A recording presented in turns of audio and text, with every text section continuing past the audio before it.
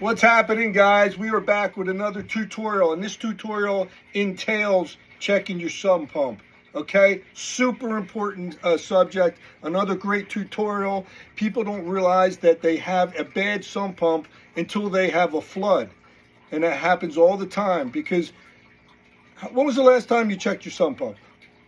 Did it even come to mind, like, hey, maybe I should check my sump pump? Like, if you're laying in bed, oh, maybe I should check my sump pump, right? Having dinner, I should check my sump pump. No, because that doesn't happen. Nobody does that, right? That's like the last thing on your mind.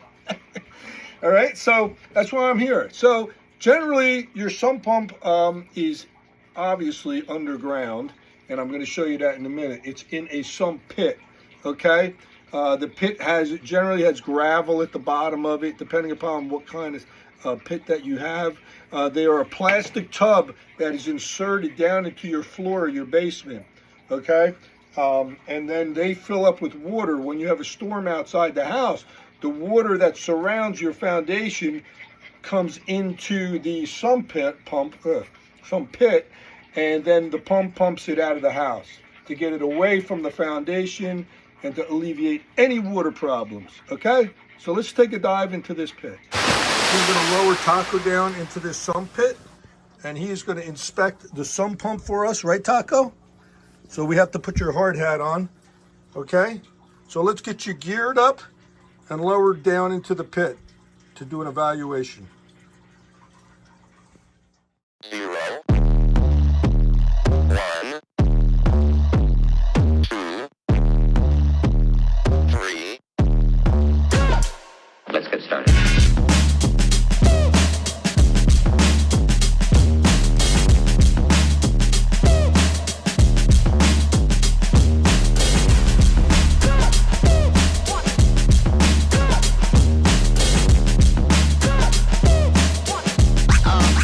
That's real good.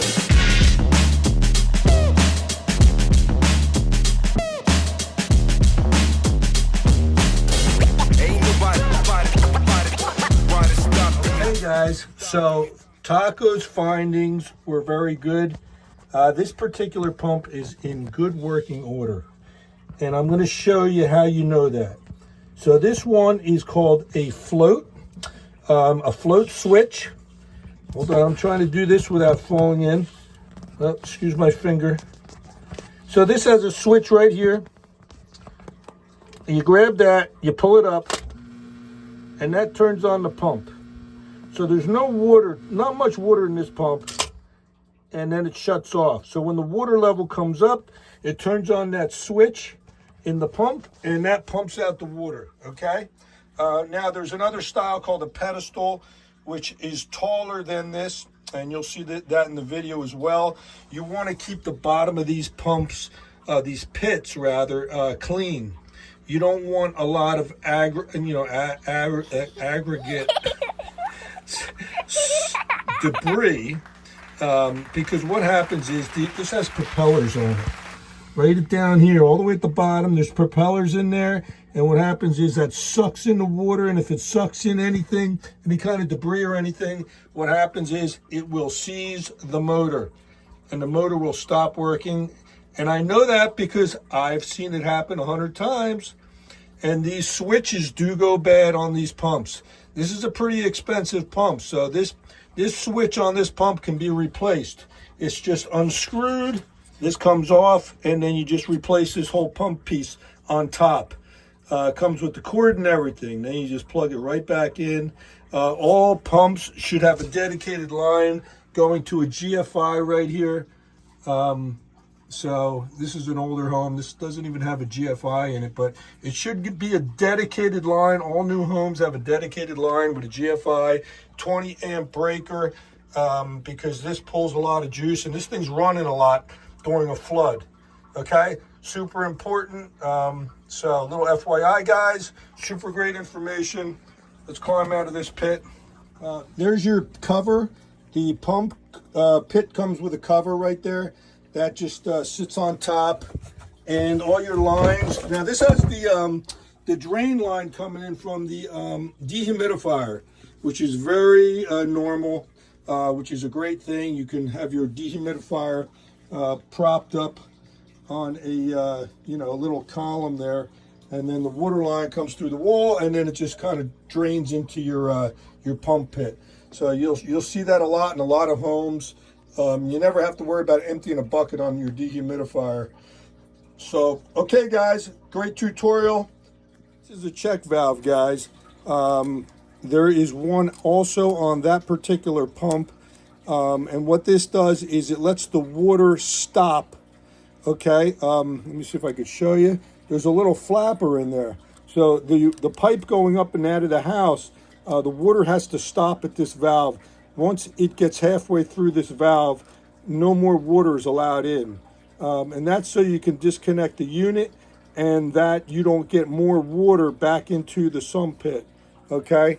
Because what will happen is it'll pump the water out, and then all the water that's in the pipe going up, it'll keep coming back into the pit. But that gives you the option of disconnecting this and replacing the pump as well. Super important, and you want to make sure that you put these in properly, because if you have it upside down, it's not going to work right. What's going to happen is the water's not going to be able to pump out. It'll be the opposite. So you'll be restricting the water flow from going out of the pump and outside. Okay, so that's very important. Very important detail. And make sure that they are turning on, because you don't want to find out that you have a bad pump during a massive rainstorm and there's nothing you can do when that thing fills up. You really can have a hard time changing a pump underwater. Unfortunately, that's when people find out they have a bad pump. So do a little FYI, guys. You know, that's what I'm here for. All right. So anyway, have a great day, guys. Thumbs up, like, subscribe, and hit the bell for the new videos coming out. All right. Take care. Don't get wet. So here we go. This is a Pedestal style sump pump. These were used years ago, back in the older days. They are made to fit into small, tight areas. Back in the old days, they used to custom make their own sump pits and right into the ground floor, the basements. A lot of times they were put into dirt, you know, not a very deep hole, very shallow hole. But that's pretty much the difference. And you can buy these Home Depot, Lowe's, Amazon. But the newer construction now, we use more of the submersible style that you've seen. 0, 1, 2, 3. Let's get started.